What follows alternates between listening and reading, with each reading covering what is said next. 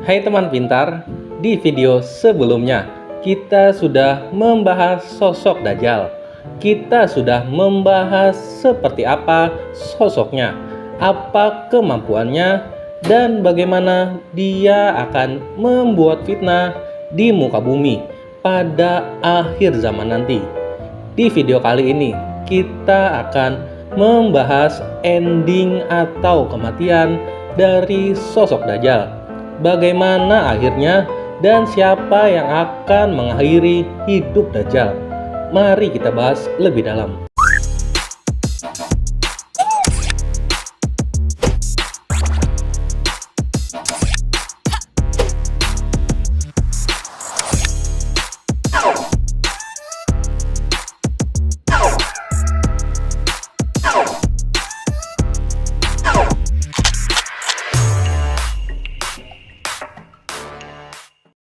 Umat muslim meyakini bahwa ketika munculnya Dajjal di akhir zaman kelak, dia akan dibunuh oleh Nabi Isa.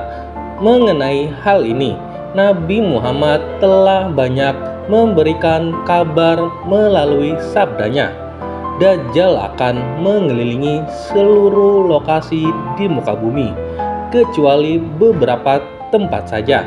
Dia akan menawarkan kenikmatan kepada manusia yang kala itu tengah ditimpa kesulitan besar, di mana akan terjadi kekeringan, kekurangan makanan, dan sebagainya. Sehingga Dajjal muncul dan datang untuk memberi kesenangan yang semu dan penuh tipu. Kemudian banyak dari mereka yang iman dan takwanya lemah akan tergiur oleh Dajjal serta menjadi pengikutnya. Peperangan antara kaum muslim yang dipimpin oleh Imam Mahdi melawan Dajjal beserta pasukannya akan meletus. Namun itu semua tak akan bertahan lama, sebab Dajjal akan ditumpas oleh Nabi Isa yang Allah turunkan dan takdirkan untuk melawannya di akhir zaman. Sesuai dalam hadis dari An-Nawas bin Sam'an, Rasulullah bersabda, dalam situasi seperti itu Allah mengutus Isa bin Maryam. Dia turun di Menara Putih sebelah timur kota Damaskus dengan mengenakan pakaian yang dicelup zafaran, sambil berpegang pada sayap dua orang malaikat. Jika dia menganggukkan kepalanya, ada air yang menetes, dan jika mengangkat kepalanya, ada bola-bola air bening seperti permata menggelinding turun. Setiap orang kafir yang mencium bau nafasnya pasti akan mati, dan nafasnya akan mencapai jarak sejauh mata memandang. Lalu dia memburu Dajjal hingga akhirnya dia menemukannya di bab Lut. Di sana dia membunuhnya.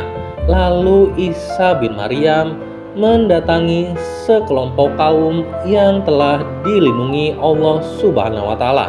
Lalu dia mengusap wajah mereka dan memberitahu mereka tentang derajat mereka di surga. Perihal Dajjal yang dikalahkan oleh Nabi Isa telah Nabi Muhammad ceritakan dalam sejumlah hadisnya. Rasulullah bersabda, dan pemimpin kalian Imam Mahdi adalah seorang yang soleh. Setelah imam sholat mereka datang untuk menunaikan sholat bersama umat Islam, tiba-tiba Nabi Isa putra Maryam turun pada waktu subuh. Kemudian sang imam sholat yang sudah siap tadi mundur perlahan untuk memberikan tempat kepada Nabi Isa untuk menjadi imam.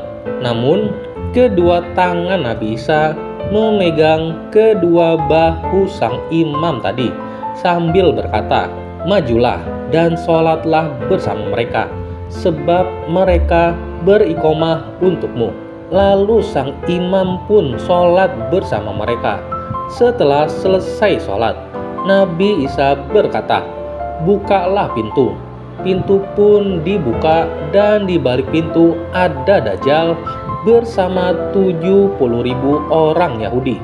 Semuanya menghunuskan pedang. Ketika Dajjal melihat Nabi Isa, dia pun langsung meleleh. Sebagaimana melelehnya garam dalam air. Ia pun lari tetapi terkejar. Ketika sampai di pintu sebelah timur, ia pun dibunuhnya oleh Isa alaihissalam. Lalu Allah Subhanahu wa Ta'ala berkenan untuk menghancurkan orang-orang Yahudi. Maka tak satupun dari seluruh makhluk hidup yang tidak bisa memberitahu tentang keberadaan orang-orang Yahudi. Karena Allah Subhanahu wa Ta'ala telah membuat mereka mampu berbicara, baik bebatuan, pepohonan, tembok pembatas maupun binatang melata, kecuali pohon Gorgot, nama pohon orang Yahudi yang memang tidak mampu berbicara sebab ia termaksud pohon orang-orang Yahudi. Semua makhluk Allah tadi akan mampu mengatakan, "Wahai hamba Allah, di sini ada orang Yahudi, bunuhlah." Hadis riwayat Ibnu Majah, Ibnu Huzaimah, dan Hakim.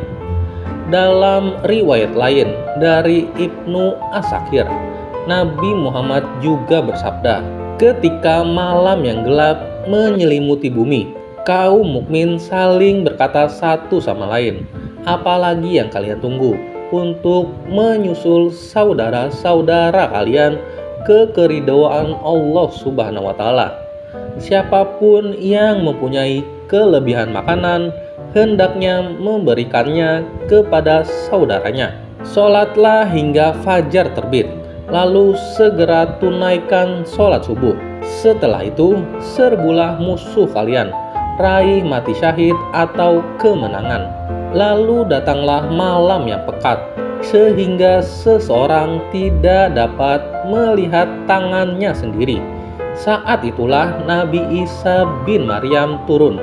Ketika tiba-tiba muncul seseorang lelaki berbaju besi, orang-orang bertanya, "Siapa kamu?" Dia menjawab, "Aku adalah hamba Allah dan kalimullah, Isa putra Maryam." Nabi Isa lalu menyeru kaum muslimin, "Wahai manusia, apa yang menghalangi kalian untuk keluar menyerbu si pendusta jahat itu?" Orang-orang berkata, "Ini adalah jin." Mereka pun berlarian. Ternyata mereka berhadapan dengan Isa bin Maryam. Kemudian ketika sholat dilaksanakan, Nabi Isa diminta menjadi imam. Tetapi dia berkata, "Biarkan imam kalian saja yang maju dan mengimami kalian." Setelah melaksanakan sholat subuh, kaum muslim menyerbu Dajjal. Melihat itu, si pendusta terbesar ini mencair seperti garam yang larut di dalam air.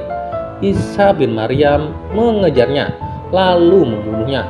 Bahkan pohon dan bebatuan pun memanggil-manggil, "Wahai ruh Allah, ini adalah orang Yahudi yang bersembunyi di sini."